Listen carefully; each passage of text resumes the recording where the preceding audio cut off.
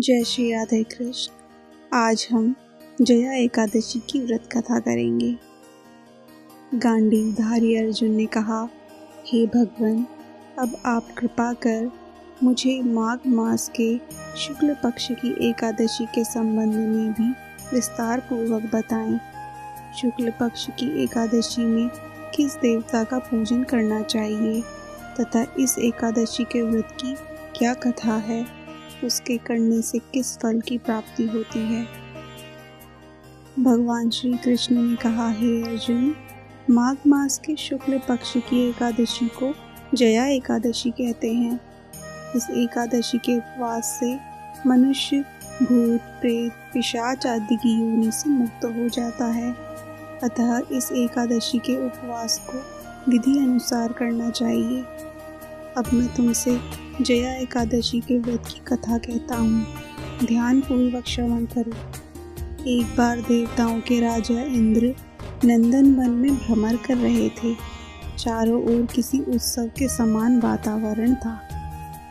गंधर्व गायन कर रहे थे तथा गंधर्व कन्याएं नृत्य कर रही थीं। वहीं पुष्पवती नामक गंधर्व कन्या ने माल्यवान नामक गंधर्व को देखा तथा उस पर आसक्त होकर अपने हाव भाव से उसे रिझाने का प्रयास करने लगी। माल्यवान भी उस गंधर्व कन्या पर आसक्त होकर अपने गायन का सुर ताल भूल गया। इससे संगीत की लय टूट गई तथा संगीत का समस्त आनंद क्षीण हो गया। सभा में उपस्थित देवगणों को यह अत्यंत अनुचित लगा। यह देखकर देवेंद्र भी रुष्ट हो गए। संगीत एक पवित्र साधना है। इस साधना को भ्रष्ट करना पाप है। अतः क्रोधवश इंद्र ने पुष्पवती तथा माल्यवान को श्राप दे दिया। संगीत की साधना को अपवित्र करने वाले माल्यवान और पुष्पवती, तुमने देवी सरस्वती का घोर अपमान किया है। अतः तुम्हें मृत्युलोक जाना होगा।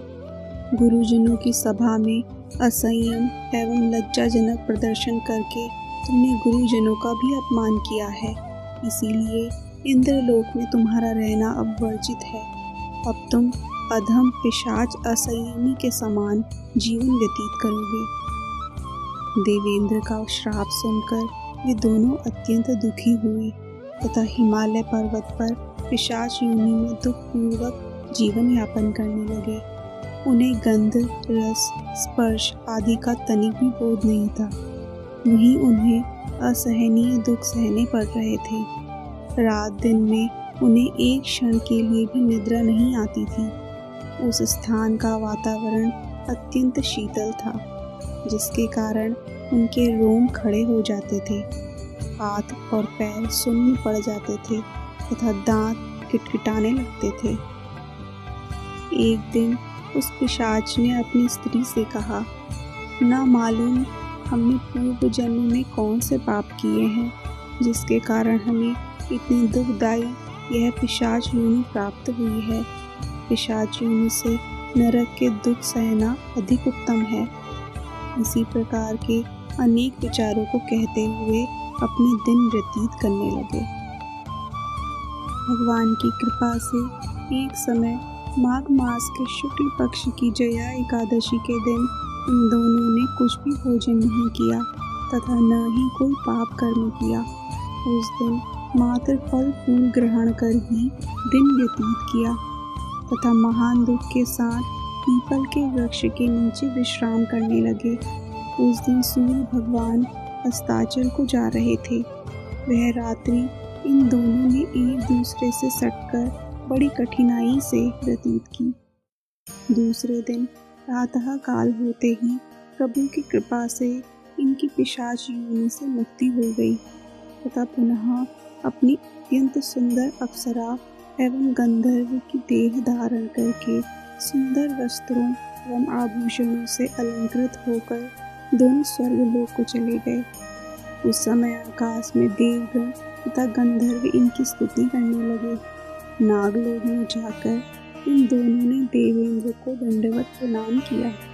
देवेंद्र को भी उन्हें उनके वास्तविक रूप में देखकर महान विस्मय हुआ तथा उन्होंने पूछा, तुम्हें पिशाच योनि से किस प्रकार मुक्ति मिली उसका संपूर्ण वृतांत मुझे बताओ।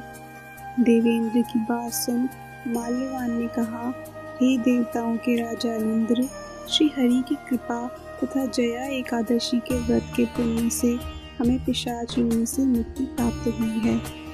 इंद्र ने कहा, हे माल्यवान, एकादशी व्रत करने से तथा भगवान श्री हरि की कृपा से तुम लोग पिशाच योनि को त्याग कर पवित्र हो गए हो, इसीलिए हमारे लिए भी वंदनीय हो, क्योंकि भगवान शिव तथा भगवान विष्णु के भक्त हम देवताओं के वंदना करने योग्य हैं। अतः आप दोनों धन्य हैं। अब आप प्रसन्नता पूर्वक देवलोक में निवास कर सकते हैं। हे अर्जुन, इस जया एकादशी के उपवास से कुयोनि से सहज ही मुक्ति मिल जाती है। जो मनुष्य इस एकादशी का व्रत कर लेता है, उसने मानो सभी तप, यज्ञ और दान कर लिए हैं। जो मनुष्य श्रद्धा पूर्वक जया एकादशी का व्रत करते हैं, वे अवश्य ही सहस्त्र वर्ष तक स्वर्ग में वास करते हैं। कथा सार यह है कि संगीत देवी सरस्वती का एक अलौकिक वरदान है। यह एक साधना है, एक विद्या है। इसमें पवित्रता आवश्यक है। उसमें भी जिस सभा में अपने से बड़े गुरुजन आदि उपस्थित हों, वहाँ प्राणी को संयम एवं मर्यादा का पालन करना चाहिए, ताकि गुरुजनों का अपमान न हो, उनका सम्मान बनी रहे। गुरुजनों का अपमान करने वाला मनुष्य घोर नरक का भागी है। जय जय श्री राधे कृष्ण।